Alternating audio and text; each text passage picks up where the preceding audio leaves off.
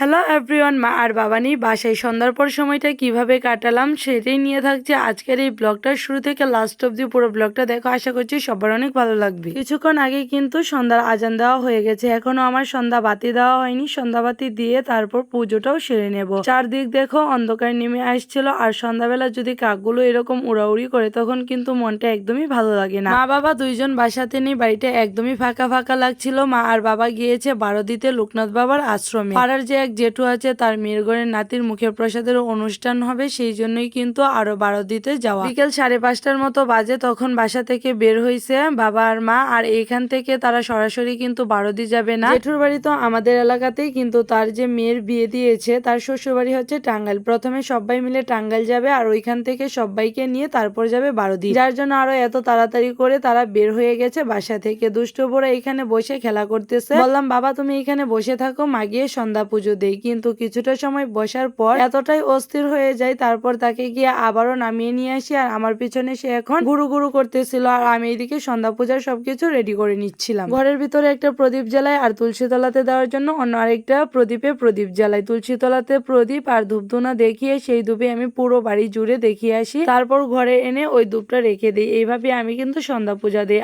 আর বাবা মা তো এরকম একসঙ্গে করে কোথাও বেড়াতে যায় না, হয়তো বা মা গেলে বাবা থাকে, বাবা গেলে মা থাকে। আজ বাবা মা মিলে একসাথে চলে যাওয়াতে আমার বড্ড না খারাপ লাগছিল। পুরো বাড়িটা একদম ফাঁকা ফাঁকা লাগছিল। আর এত বড় বাড়িতে মাত্র আমরা 3টা মানুষ, তার মাঝে তো দুষ্ট বুড়া যেরকম আর দাদু তো সেই একই কথা। আছে না যে এত বড় বাড়িতে আমি একা আছি বলে ভয় পাচ্ছি, তা কিন্তু না, কিরকম একটা ফাঁকা ফাঁকা লাগতেছিল। অবশ্য বাবা যেতে চাইনি, বাবাকে আমি বলতেছি যে আপনি চলে যান, কোনো সমস্যা নেই। তারপর বাবা গেল, তাছাড়া জেঠু অনেক জোরাজুরি করাতে গেল, নয়তো বাবা যেতই না, মা একাই যেত। ছোট বয়সটাই এরকমই, যা দেখবে তাই শিখবে। প্রতিদিন সন্ধ্যাবাতি দেওয়ার সময় তো আমি উলুধ্বনি দিই, আর সেই উলুধ্বনির শব্দটা দুষ্ট পুরানা শিখে গেছে। সেও না জিব্বা নাড়িয়ে নাড়িয়ে ওই রকম ভাবে উলুধ্বনির শব্দ করে উলুধ্বনি দেয়। সন্ধ্যাবাতি দেওয়ার পর ঘরে আসি, কিছুটা পূজা রেডি করার পরে দেখা যায় কারেন্ট চলে যায়, আর বাকি পূজাটুকু চার্জার লাইট জ্বালিয়ে কিন্তু সেরে নিলাম। দুষ্ট বুড়াও দাঁড়িয়ে আছে, ঠাকুরকে শয়ন দিয়ে নিয়েছি, পূজা দেওয়া তো শেষ হয়ে গেছে। আসলাম একটু তুলসী তলার এই সৌন্দর্যটুকু উপভোগ করার কাছে। আমার কাছে এই সৌন্দর্যটা অনেক বেশি ভাল লাগে। তুলসী তলায় যখন প্রদীপটা এরকম ভাবে মিটিমিটি করে চলে, দেখতে কিন্তু অনেক চমৎকার লাগে। দুষ্ট পড়ার ভিতরে একটু ফোটাও ভয় আর ডর নেই। অন্ধকারের ভিতরেও যেন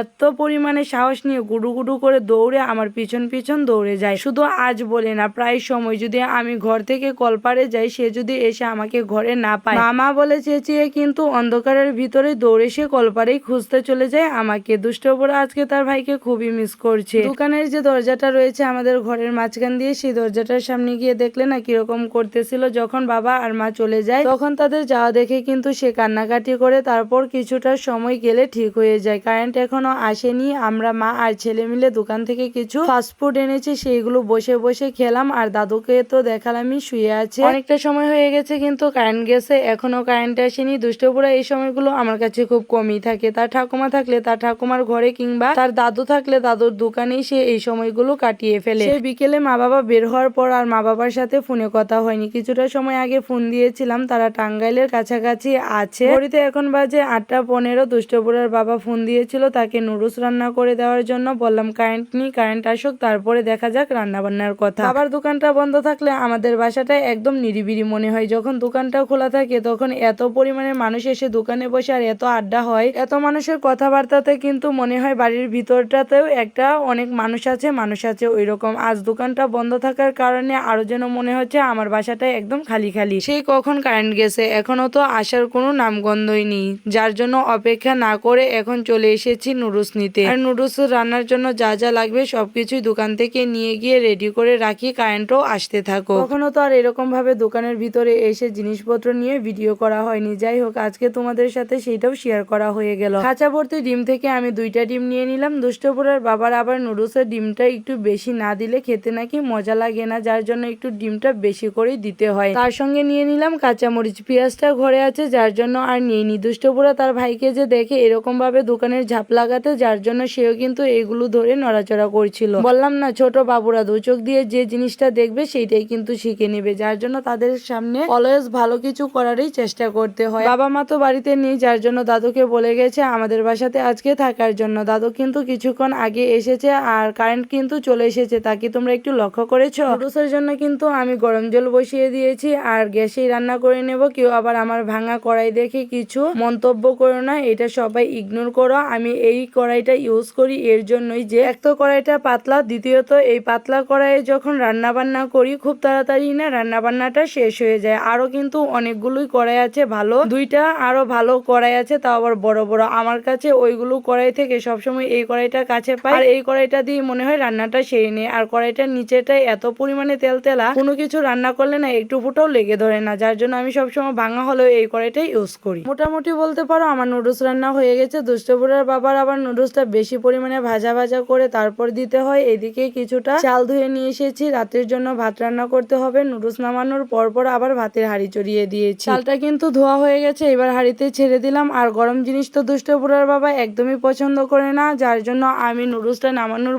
পরে একটু ঠান্ডা জায়গায় রেখে দিলাম, যে তাড়াতাড়ি করে জুড়িয়ে যাবে। আর দুষ্টপুরের বাবাও যেহেতু কারেন্ট চলে এসেছে, কিছুটা সময় পর হয়তো বা চলে আসতে পারে। একদিকে তো ভাত বসিয়েছি চৌকাতে, অন্যদিকে আবার চৌকা জ্বালিয়ে ওইটাতে দুধ গরম করতে বসিয়ে দিলাম। এক চৌকাতে ভাত, অন্য চৌকাতে দুধ। ভাতটা হয়ে গেলে দাদুকে রাতের খাবার খেতে ডেকে নেব, দুধ দিয়ে ভাত দিব। আর এই যে দুষ্টপুরার বাবা এসেছে, দুষ্টপুরাকে ডাকছিল রাস্তা থেকে, যার জন্য আমি আর দুষ্টপুরা বেরিয়ে আসলাম। আর গেটটা তো লাগানো ছিল, যার জন্য আরো বেশি ডাকাডাকি করছে। যখন বাবার দোকান বন্ধ থাকে, বাসাতে বাবা মা না থাকে, তখন কিন্তু সবসময় গেটটা শিকল দিয়ে দেওয়া হয়। যার দরকার হয় সে রাস্তা থেকে দাঁড়িয়ে ডাক দেয়, তারপর এসে গেট খুলে দেয়। আর এই গেটটা লাগানো থাকলে আমার বাড়ি পুরোটাই নিরাপত্তায় থাকে। বাইকে চড়ার জন্য দুষ্টপুরা অনেক এক্সাইটেড। তার বাবা যখনই আসে তখনই তার বাবাকে দেখে সে বলবে বুম, কারণ তার বাবাই তাকে একমাত্র বাইকেতে চড়ে। আর আজকে তার বাবা যে এই বাইক নিয়ে এসেছে কাউন্টার থেকে, যার জন্য তার ছেলেকে নিয়ে সেও বেরিয়ে পড়লো। সেও যে পাগল, যেরকম ছেলেকে নিয়ে ঘুরতে, আবার ছেলেও কিন্তু এরকমই পাগল এই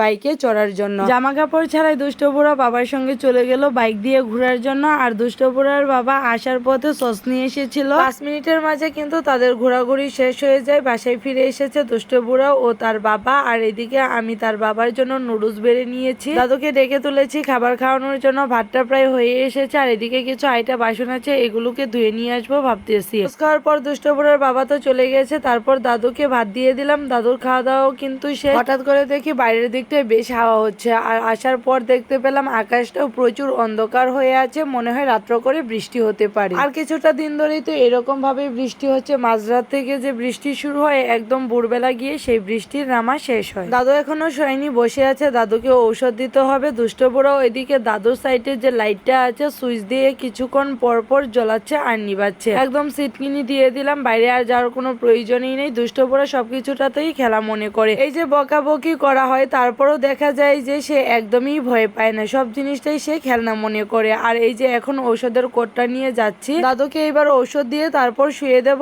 আর এই কৌটাটা আমি বিয়ে হয়ে এসেই দেখছি যে দাদু এই কৌটার ভিতরে তার ঔষধগুলো রাখে। এখানে এসেও কিন্তু আমার দুষ্টপুরা তার কাজ শুরু করে দিয়েছে। প্রতিদিনই যখন ঔষধগুলো দেওয়া হয় দাদুকে, তখন সে এসে ঔষধ নিয়ে নাড়াচাড়া শুরু করে দিয়েছে। যখন আমি পাতা থেকে বড়িগুলো খুলি তারপর তার হাতে দেই, সে নিয়ে আবার তার বড় বাবার হাতে দেয়। আর প্রতিদিনটাই এরকম করে সে তার বড় বাবাকে ঔষধ খাওয়াচ্ছে। বাটিতে দুটুকু দুষ্টপুরাকে খাইয়ে দিয়ে এইবার দাদুকে নিয়ে এসে বিছানায় শুয়ে তারপর দাদুর সাইডের যে লাইটটা ছিল সেটা অফ করে দিলাম। আর আমরা চলে এসেছি আমাদের ঘরে। এখন তার এই ওয়ার্কারটা খুবই পছন্দের একটা খেলনা বলতে পারো। সারাদিন মোটামুটি এইটাতে বসেই সে খেলা করে। যদি কাউকে বলি বাবা একটু বসতে দাও বা খেলতে দাও, তাহলে কিন্তু একটু ফুটাও দিতে রাজি হয় না। আর আমার এই দুষ্টপুরার জন্য কোনো কিছুই কিন্তু গুছগাছ করে আমি রাখতেই পারি না। দেখো যেন বিছানাটাকে একদমই এলোমেলো করে দিয়েছে। আর তো ফ্লোরের যে নিচে কি অবস্থা করেছে সেইটা নয় বাদিয়ে দাও। সবার খাওয়া দাওয়া শেষ করার পর কিন্তু আমি একটু নুডলস নিয়ে বসলাম খাবো বলে। আর এখন বাজে ঘড়িতে প্রায় 10টার কাছাকাছি। দুষ্টপুরা কিন্তু এরকম টাইমে ঘুমিয়ে যায়। দাদু তাদের বাসায় গেছে, কিছুক্ষণ পর আসবে।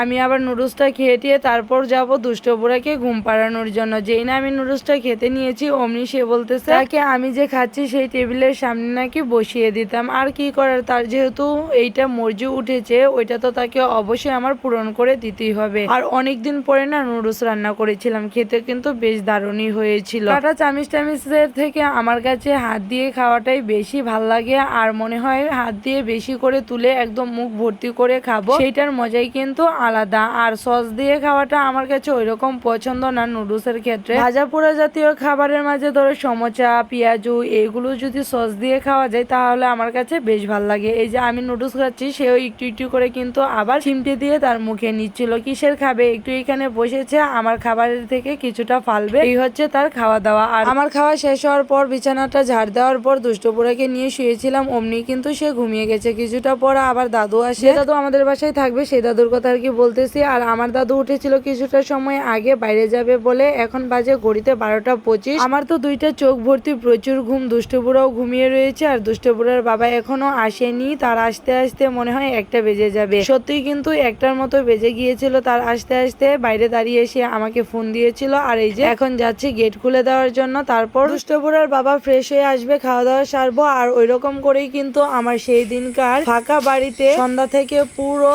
রাত্র পর্যন্ত সময়টা কেটে গিয়েছিল।